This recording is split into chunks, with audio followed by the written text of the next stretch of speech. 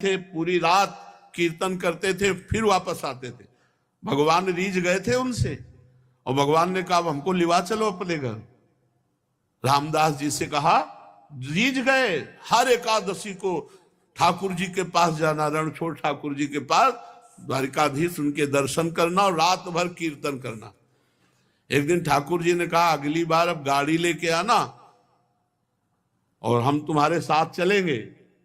तो उनका, प्रभु हमारे साथ चलोगे? आप बूढ़ा शरीर है हमारा, आपका तो नव किशोर हो, हम कैसे गाड़ी में ले पाएंगे और बाहर ताला लग जाता है। बोले पीछे की खिड़की हम खोल देंगे और तुम्हारे लिए हम फूल जैसे हो जाएंगे। बोले प्रभु देख लो बहुत बड़े रक्षक हैं सब इनके, अभी कुछ नहीं होगा, तुम गाड़ी ले आओ ना, हम चलने के लिए तैयार हैं।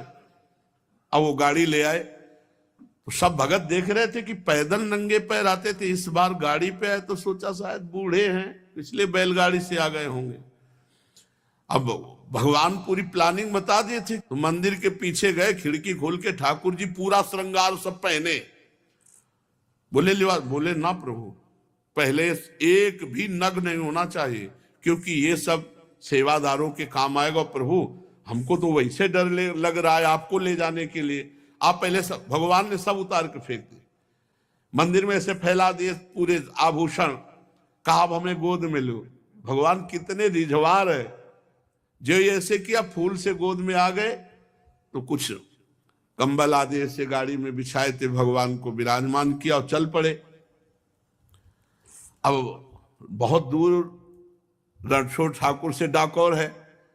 अब प्रातःकालीन वेला पे जब मंदिर खोले तो देखे आभूषण ठाकुर जी है नहीं, पीछे खिड़की खुले, अरे पक्का वो गाड़ी लेके भगत आया था, उनपे ठाकुर जी बहुत रीझे थे, जरूर ठाकुर जी को भगा ले गए।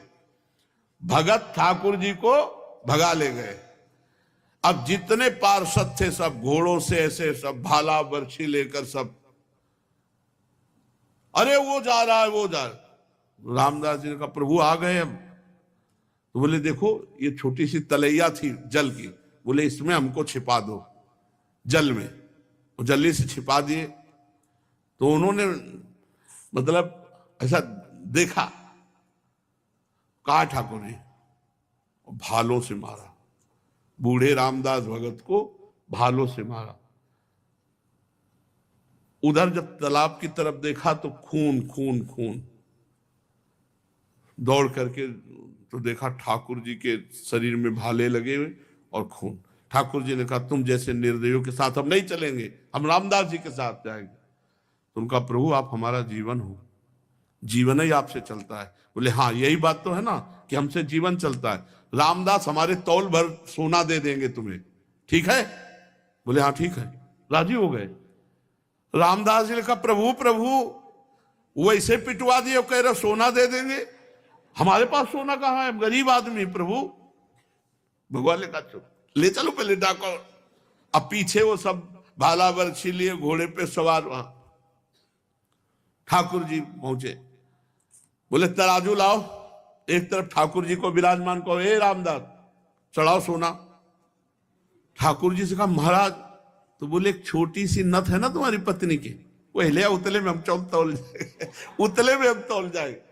एक छोटी सी नथ, छोटी सी पतली बारी, उतना ही था। भगवान को सब पता है, जो ही धरे सो भगवान टंग गए। वो बोले देखो ऐसे सोना तो ज्यादा है पर ले जा तो भगवान ने कहा देखो सोना तो ज्यादा है पर रामदास उदार आदमी है, दे देंगे, दे दे भाई।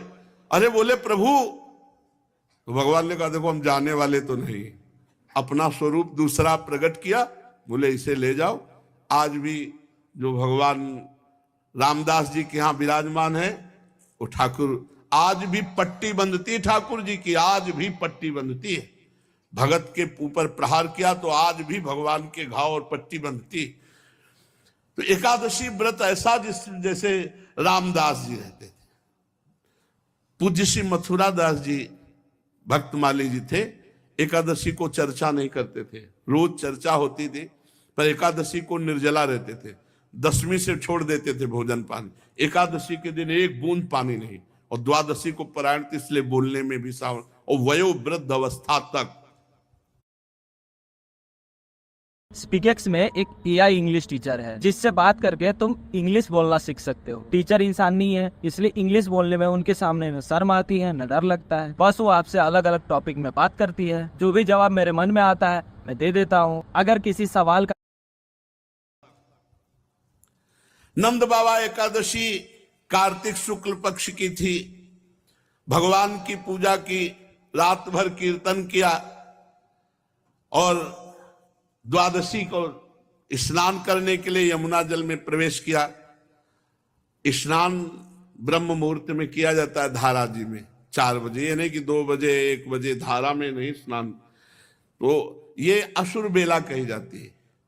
यमुना जल में प्रवेश कर गए, उस समय कोई घड़ी तो थी नहीं। रात में कीर्तन किया और लगा कि प्रातःकाल हो गया क्या, तो यमुना जी में स्नान। तो वरुण जी के सेवक उठा ले गए, नंद बाबा को पकड़ ले गए। अब सारे ब्रज में हल्ला मच गया, नंद बाबा खो गए। अब पूरे ब्रज के गोप सब श्री कृष्ण से कहा कि पता नहीं कहां नंद बाबा गायब हो गए, तुम ही अपने पिता को ला सकते हो। हे श्री कृष्ण, तुम्हारे ऊपर ही हमारा विश्वास भरोसा। सब रोने लगे। भगवान ने कहा रो मत, रोना पीटना बंद करो, नंद बाबा खोए नहीं है, मैं देख रहा हूं। वरुण का सेवक ले गया, अभी मैं लाता हूं। भगवान वरुण लोक पहुंचे। भगवान अंतरिंद्रिय और बहिरिंद्रियों के प्रवर्तक श्री कृष्ण जे ही वरुण देवता ने देखा, सारे जगत के अधीश्वर पधारे, साष्टांग दंडवत। नंद बाबा ने देखा इनके गण तो हमको पकड़ के लाए, तो हमारे कन्हैया की इनका स्वामी साष्टांग दंडवत मारा है। वरुण देवता जे भी देखा भगवान आए, उतर कर साष्टांग दंडवत। अब वरुण देवता भगवान की बड़ी पूजा विस्तार से मंत्रों के द्वारा भगवान। नंद बाबा खड़े खड़े आनंदित हो रहे कि यार मेरे लाला का तो बड़ा नक्शा है। ये वरुण देवता इतनी लंबी दंडवत मार कर बड़ी पूजा विस्तार कर रहा है। वरुण जी ने कहा प्रभु, अद्य में निवृत्तो देहोद्यैर्वार्थोऽधिगतः प्रभु, त्वत्पादां भाजो भगवन् नवापुः पारमध्वनः। नमस्तुभ्यं भगवते ब्रह्मणे परमात्मने, न यत्र सूर्यते माया लोक सृष्टि विकल्पना। प्रभु आपकी जय हो, आज मेरा वरुण शरीर धारण करना सफल हो गया। आज मुझे सब कुछ प्राप्त हो गया, सारे पुरुषार्थ मिल गए, क्योंकि आप भगवान जगदीश्वर के चरण सेवा का अवसर प्राप्त हुआ। नंद बाबा कि हम तो समझते थे भगवान नारायण है, मेरा कन्हैया भी भगवान है। यही तो अब बाबा की और छाती फूल रही, अरे मेरा लाला भगवान है। प्रभु आपके चरण कमलों की सेवा का सुअवसर मिला, हम तो भवसागर से पार हो गए।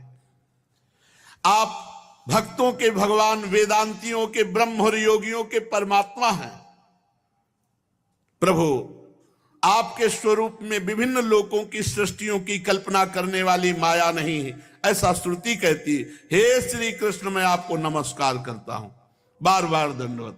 प्रभु क्षमा करना, है मेरा सेवक अज्ञानी था जो नंद बाबा को अनजाने में ले आया, ये अपने कर्तव्य को नहीं जानता। प्रभु ये आपके पिताजी हैं, आप ले जाओ और मुझे क्षमा करो। वरुण जी, वरुण कान पकड़ रहे हैं, स्तुति कर रहे हैं, बार बार दंडवत कर रहे हैं, क्षमा मांग। गोविंद, मैं नहीं जानता था कि आपके ये पिता है, आप बड़ा प्रेम भाव रखते हो, मुझे क्षमा कर दीजिए। प्रभु सेवक से गलती हो गई, नाथ क्षमा कर दीजिए, और मैं सदैव आपका दास हूं। हे श्री कृष्ण, जब कभी कोई भी आज्ञा। बार बार वरुण जी महाराज दंडवत। वरुण जी ने बड़ी स्तुति प्रार्थना की। भगवान श्री कृष्ण ब्रह्मादि ईश्वरों के भी ईश्वर हैं। फिर लोकपाल वरुण ने भगवान की 4 परिक्रमा की, दंडवत की, बार बार क्षमा याचना की। नंद बाबा बड़े आश्चर्य में, नंद बाबा को लिया ब्रज में आए। अब सुबह बैठक बुलवाई गई।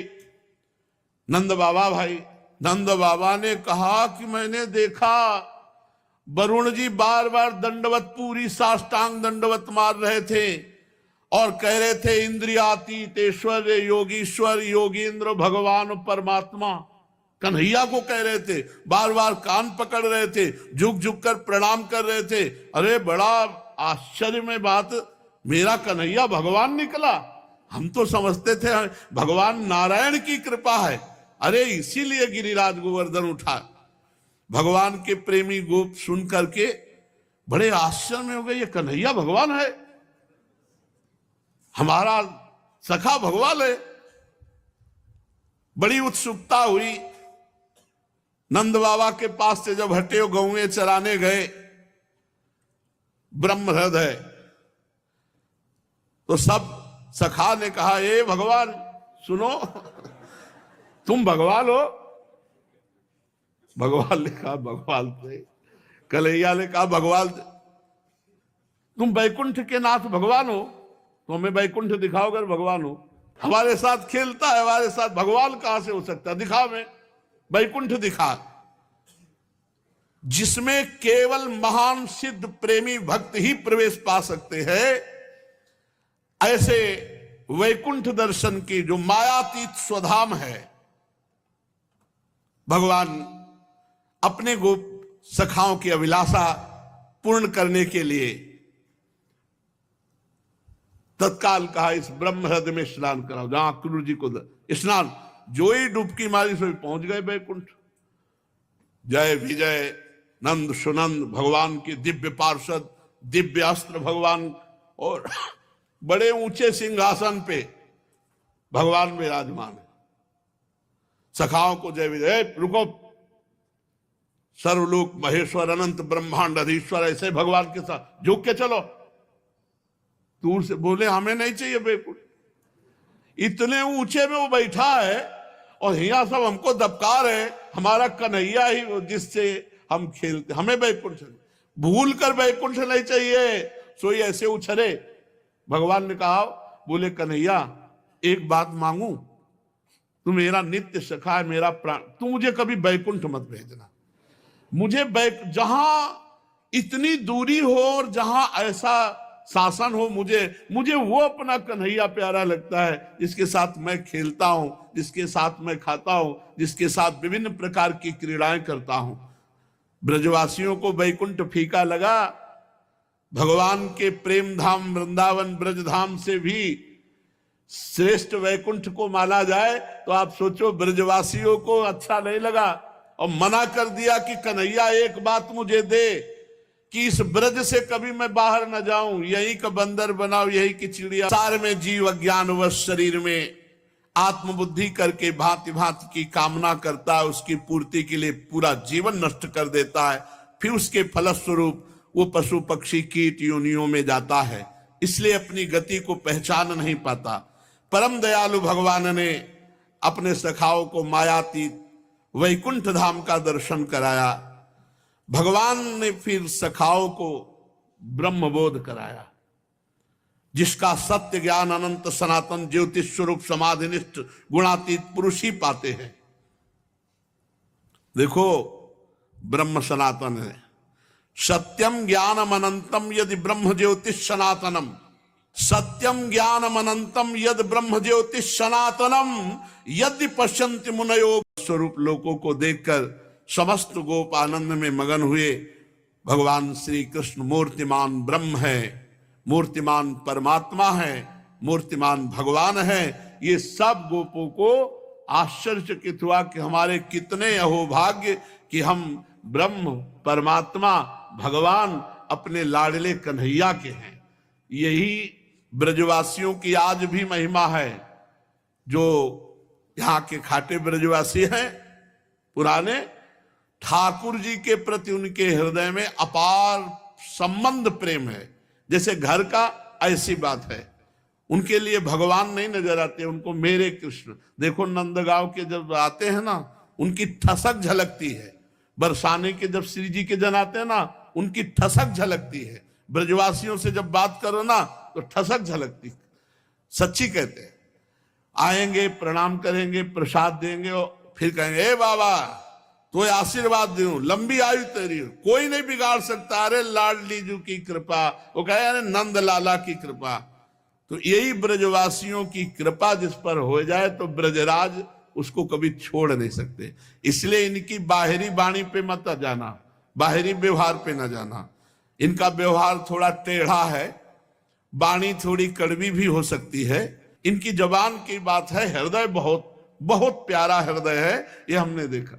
उनका व्यवहार देखो, ये भगवान के सखागण हैं। इनकी बात समस्त ब्रजवासियों के चरणों में कोटि कोटि वंदना। जिनको श्री कृष्ण प्यारे लगे, वैकुंठ भी प्यारा नहीं लगा, आज भी ऐसे श्री कृष्ण के प्यारे ब्रजवासी जन है। इनका टूक, इनकी चरण रज और इनका आशीष हमको निश्चित प्रिया प्रीतम से मिला देगा। शेष